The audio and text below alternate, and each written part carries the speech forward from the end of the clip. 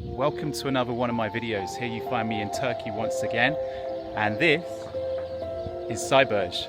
Welcome to Sayburç. Welcome. This is possibly as old as GöbekliTepe, and this is evidence that the oldest ever round of beer may have been drunk right here. You heard that right. The first ever beer drinkers possibly stood here, not on the corrugated iron, but here, under this. This is where they stood. Well, it might not look like much, but this is Sayburç. And for those of you who've been following me as I chase the mysteries of the Tek Mountains, where we previously saw GöbekliTepe and Tepe, you will possibly be equally as excited about this site, as it does, as I just said, rewrite history. It forces us to question everything we thought we knew. Sayburç is 20 kilometers southwest of Şanlıurfa. Now, if you haven't seen my video on Şanlıurfa, it's available. Check the description. That's an amazing place to base yourself or exploring these ancient sites. The sites that are effectively part of the Taş Tepeler Stone Hills cluster. Until recently, we didn't even know Sayburç existed. It was discovered under this pretty primitive village. And so far, the settlement is thought to be dated to 12,600 years in age. And this place has some of the earliest known narrative carvings, such as humans, leopards, and a charging bull telling an actual story in stone. By being here, it really blew my imagination. Could ritual beer brewing have sparked civilization before farming?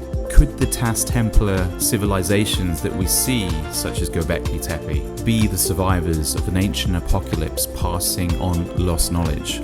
And crucially, and I have to be honest with you, this place is in serious trouble. Literally, just as I've arrived, the last bit of corrugated iron has been put on top of this. Now, to protect it from the weather, to protect it from trespassers, we've got to pay our respects to the fact that we don't want anyone straying in there. But it's interesting, it just seems to be being closed up until maybe they can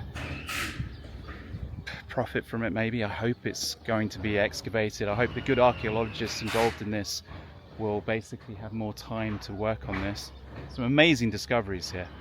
As I state, some yeast fermentation was discovered here, evidence of beer drinking. So that possibly proves that beer drinking came before farming. And the reason we may have evolved and led towards farming may have come about, if you can believe it, for the need for more grains so they can make more beer.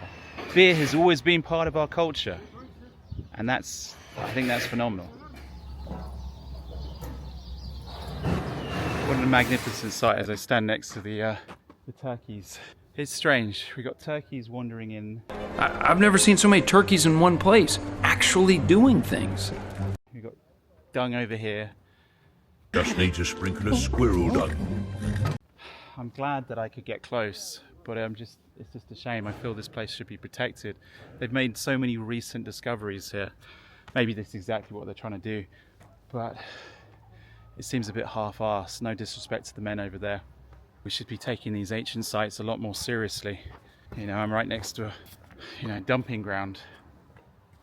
It's a dumping ground. And there's a mosque here with its loudspeaker.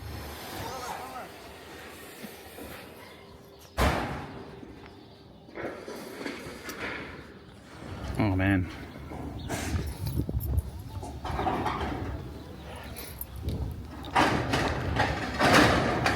Absolutely amazing that right next to this amazing archaeological find that's probably 11,000 years old is this makeshift house.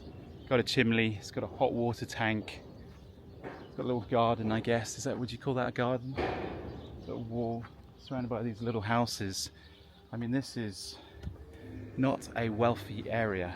We've got houses with corrugated iron. Look in the distance, you got some breeze block places here, very breeze block. It was pointed out that only a few months ago that someone visited this site and they found rubbish strewn all over the place. It's sort of been abandoned, even though archaeologists had been working feverishly to try and excavate it. Once they left, it just falls into despair. This site is on the side of a road in the middle of an impoverished neighborhood, and it is the victim of what can only be described as egregious archaeological neglect. Ruins have been thrown about and are scattered everywhere. In fact, trash has consumed the site, and efforts to reconstruct the fallen T-pillars was ineffective, as a number of them have since toppled over. This site is just rotting along the side of a road where kids and farm animals come and go as they please. In fact, they even threw a dirty diaper into it. That's just sad. In a way, it's positive that the corrugated iron is going up, but at the same time, where are the archaeologists? This site needs to be completely excavated. We have history here that rewrites the history books, completely rewrites it.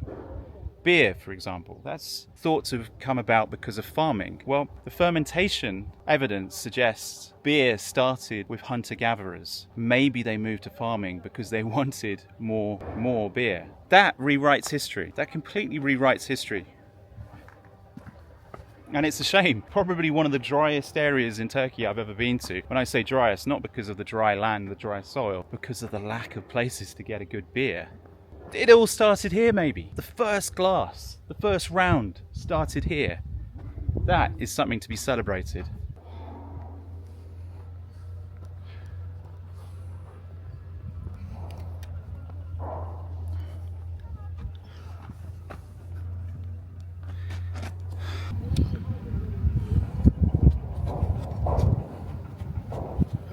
That is right in there, and it goes deep. It goes really deep. No proper maintenance, farm animals using it as a shelter, and because of this, we're losing priceless knowledge every single season because of underfunding and lack of care by the Turkish authorities. Stick around because this one hits hard. While the world was panicked by the pandemic and your neighbor was telling you to mask up and the news was telling you to get yourself into a bubble, Sayburç came into the light. It turns out locals here were reusing T-shaped pillars in garden walls. But thankfully, archaeologists from the Şanlıurfa Museum and Istanbul University started digging and found 2 hills packed with over 50 structures. Communal ritual buildings to the north with bedrock carved enclosures and benches, and everyday homes to the south with hearths and platforms.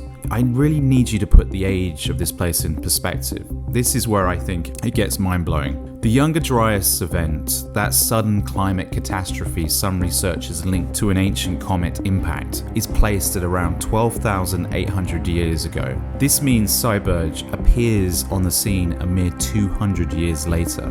In the wider Taş Tepeler cluster, Sayburç stands among the very earliest sites with its 12,600 years old date. GöbekliTepe currently has the oldest well-documented monumental phases, radiocarbon dated to around 11,600 years ago, while Karahan Tepe is very close behind. Sayburç, at 12,600 years old, is right there at the dawn of this incredible period of human achievement. Now, I know a lot of people in the comments will be like, oh no, the world is only 6,000 years old. You can't possibly think this is 12,000 plus years in age. But there's a thing called radiocarbon dating, and that is achieved by taking samples of the charcoal, the plaster, and the organic remains from the layers, and then cross-checked with careful stratigraphic analysis of the building phases. Traditional archaeology used to teach that complex society only appeared after farming kicked in, roughly 10,000 to 8,000 years ago. Hunter-gatherers were supposed to be nomadic and simple. Sayburç and its neighbours flips that completely on its head. It rewrites what we were taught in our history books from only a couple of decades ago. But the stones and the carvings aren't the only storytellers here. Archaeologists have uncovered clusters of human bones in the southern domestic structures, secondary burials where selected bones, particularly long bones and skull fragments, were carefully placed in niches within the walls or scattered in the rooms. Many show signs of burning, and there's evidence some underwent defleshing before being reburied. Were these purely ritualistic? Were they cannibalistic? It's hard to tell. In one of the special enclosures, more human remains have turned up. These weren't casual disposals. This was deliberate, ritualized treatment of the dead. Even more haunting is the 2025 discovery of a small but emotionally powerful human bust.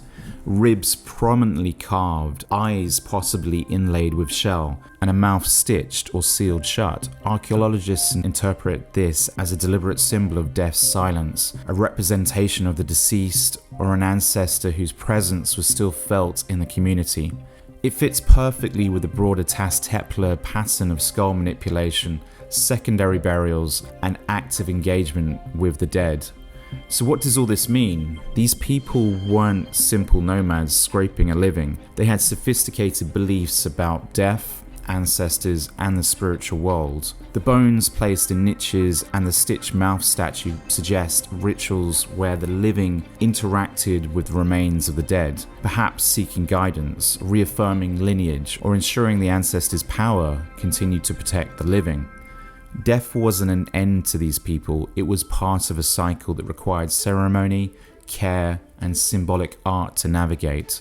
And those ceremonies likely happened right here in these special buildings. The grinding stones, the food preparation, evidence points to communal feastings, probably on wild game like the aurochs shown in the relief. These weren't just meals, they were ritual feasts that bound the community together, perhaps marking hunts, seasonal events, or funeral rites. Imagine gatherings where people shared proto-beer, listened or performed the stories carved on the bench. The man between the snarling leopards, the figure confronting the charging bull. These narrative scenes weren't passive decoration. They were likely read aloud or acted as shared myths explaining humanity's relationship with powerful animals, the cosmos, and the forces of life and death.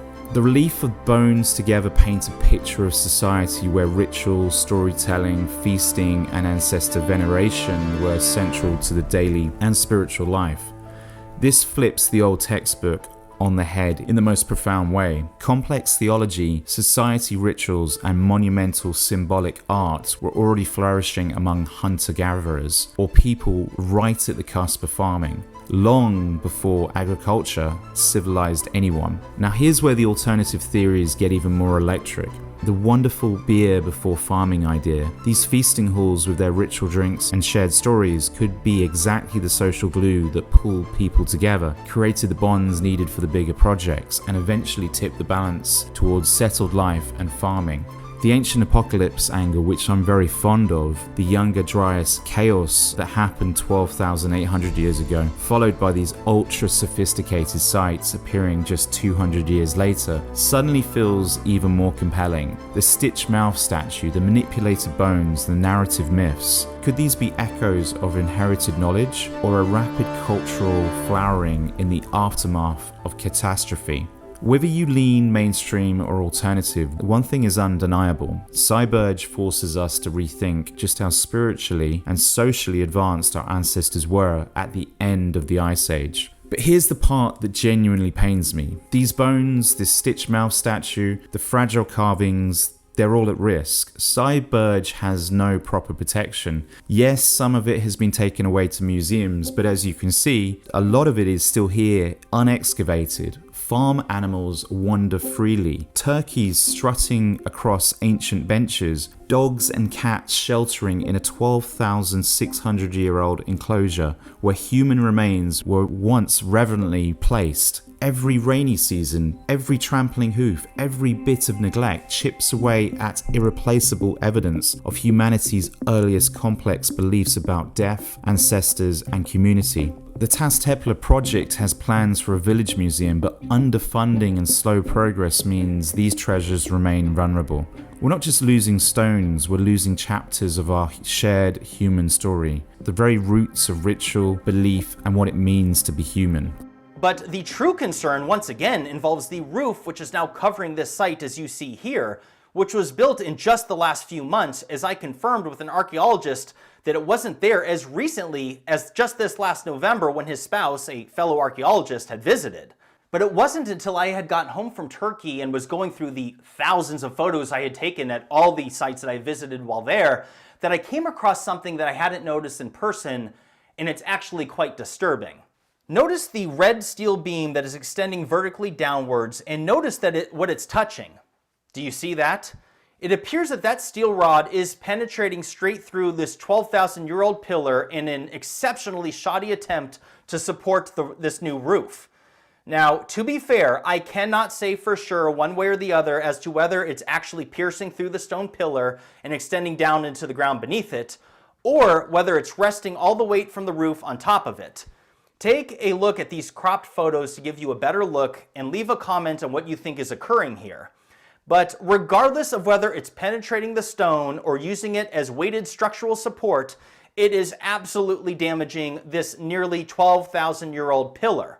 And what we can all say for sure is that it is an absolute fact that this is an egregious violation of archaeological standards and protocols, and you do not need a PhD in archaeology to understand that. So Sayburç, the world's oldest narrative art, with possible beer-fueled rituals that may have sparked civilization, echoes of an ancient apocalypse only 200 years after the younger Dryas, and now these haunting bones and stitch-mouth statue revealing sophisticated death rituals and ancestor cults, and a stark warning that we need to act before it's too late. What do you think? Brewing before farming? Survivors of a lost world? Or both? And what do these bones and the stitch-mouth statue tell us about these ancient people? How they understood death and their ancestors? Drop your theories below. I read every single comment. If you like this video, smash that like button, subscribe if you haven't already. We're slowly getting towards 100,000, and share it with anyone who loves ancient mysteries. Links in the description to my full Turkey playlist, and let's just hope the Turks can get better at preservation, because I don't see it happening right at this minute in time. Keep wondering, stay curious, and let's help protect these irreplaceable sites together. Safe travels.